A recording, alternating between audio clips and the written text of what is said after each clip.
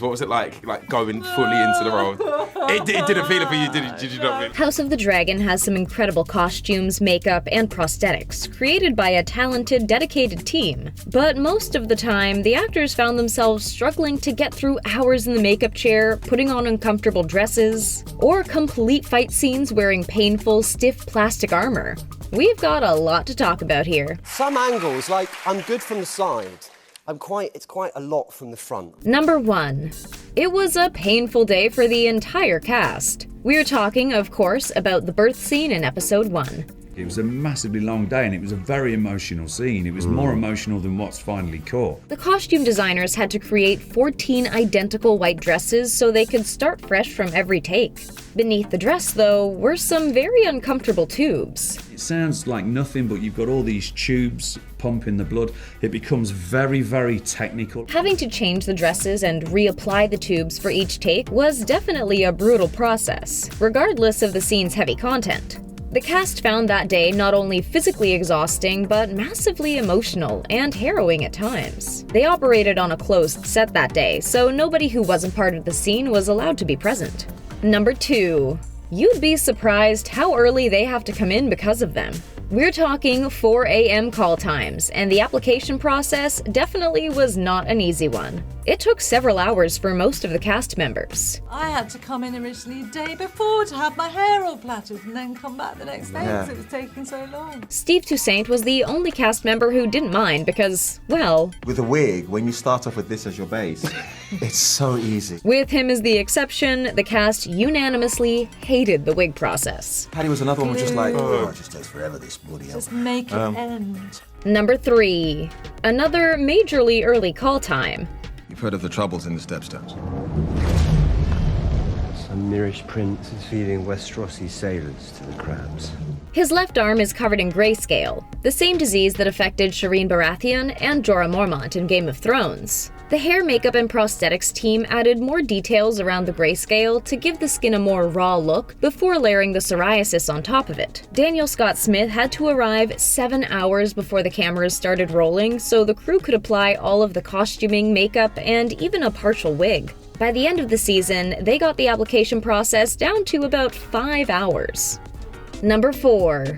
Beautiful, yes, but super uncomfortable. Because the dresses were so elaborate and heavy, they couldn't really sit properly or even relax between takes. I sit like this, literally like this, because the dresses were uncomfortable and I've got a bad back. They had to be particularly mindful when it came to taking every step because of how much it restricted their movement. The dresses were also designed to carry some really important symbolism. The costume team put a lot of thought into it. In the beginning, Rhaenyra is in light colors. She's in light yellow, she's in beige, she's just a young girl. She's not yet dragged into the family. You will see little by little, she's going to start wearing the color of the family. And the same with Alicent. Did you find any other hidden meanings or symbols in these characters' outfits? Let us know in the comments. It was not a question of doing better. It was just a question of doing something beautiful. Number 5. Also known as a walking torture chamber. Though Steve Toussaint had no problem with his wig, he really struggled with the armor he had to wear, especially during fight scenes. Every time I'd look at him, he'd go, Oh, God, it's too heavy, I'm too hot. Apparently, both Graham McTavish and Fabian Frankel would complain to him about their armor throughout their rehearsals and scenes.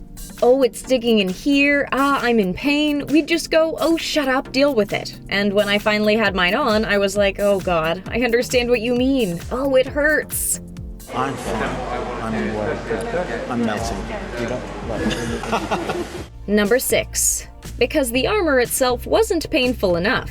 The armor wasn't actually real. It was pretty light plastic, so to enhance the heaviness of it, they had to wear a tunic underneath, which was the real villain when it came to how restricted they were. I just remembered I'm wearing this very heavy tunic, I suppose. Very heavy and very thick. Your movements are suddenly incredibly restricted. It became something of a torture chamber, actually. A walking torture chamber. But hopefully it'll look good anyway. Number 7. One of the most hindering costume pieces. When Matt Smith was doing some stunt work in Portugal, he suffered a pretty serious injury to the disc in his neck, which he blames the helmet for. That was doing a stunt in a helmet. Hit the disc in my neck in Portugal. It's a pain in the neck. Literally, metaphorically, and physically. It seems like those helmets were designed more for style than safety. Unreasonable violence, please. Number 8. Super heavy and potentially dangerous during scenes. Fabian Frankel had a rather unfortunate mishap his first day using a sword. Our first rehearsal with Matt, I smashed him in the face with a sword. We're sure those swords were accidentally smashed into a ton of things, constantly being strapped to most of the actors. I thought I was going to get fired pretty quickly. Luckily, with a bit of practice, he was able to get a bit better at it and not get fired. Number 9. To transform into King Viserys, Paddy Considine goes through a lot in the makeup chair. Luckily for all the crew, he's an extremely patient guy. I think my makeup team would probably tell you another story.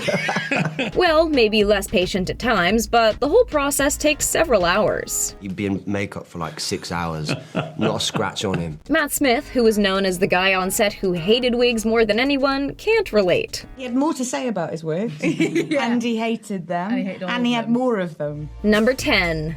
A painful audition turned into a successful casting. Emma Darcy had to do tons of self-tapes for their audition process, and at one point had to improvise homemade hair. Somewhere in the midst of that, I got on a Zoom call with showrunners Miguel and Ryan, and Miguel asked me if I had a wig. Darcy, who usually sports a short haircut, responded with, "Do I look like a person who owns a wig?" All they had were some hair extensions left over from a job. To achieve these makeshift extensions, they ended up hot gluing them to some wig grips. And then, every time we taped after that, I would sit in front of the telly and my partner would do my hair extensions for an hour and a half before we taped anything. I love wearing a wig, it turns out, which Do you? I do actually. It does suit you. It's just so transformative. Number 11. This is more dreadful for the hair and makeup team. We talked about how the wigs take hours to apply and get right.